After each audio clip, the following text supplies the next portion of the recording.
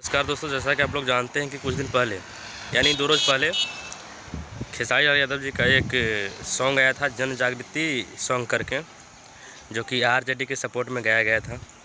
उस सॉन्ग को रिलीज़ होने के बाद काफ़ी लोगों के बाद सराहा गया और काफ़ी अच्छा खासा व्यूज़ भी आ गया उस सॉन्ग पे, जो कि आरजेडी के सपोर्ट में उस सॉन्ग था। लेकिन यहाँ पर कुछ लोगों के मतलब ऐसा अनुमान लगाया जा रहा है, कुछ लोग ऐसा अनुमान लगा रहे हैं कि इस सॉन्ग को आने से आरजेडी को बहुत बड़ी मतलब कि कुछ उसे और पहचान मिली है। पहचान तो नहीं, मतलब कि उसे सपोर्ट मिला है।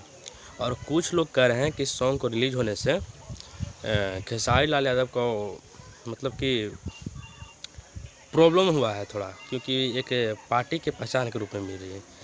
तो आपको मतलब कि इस बात पर कितना सही लग रहा है, या आपको इसमें कैसा अनुमान लग रहा है, कमेंट बॉक्स में आप बता सकते हैं कमेंट करके। क्योंकि दोनों तरफ का बात अब कितना सही है कितना गलत है, आपका जवाब का देर है।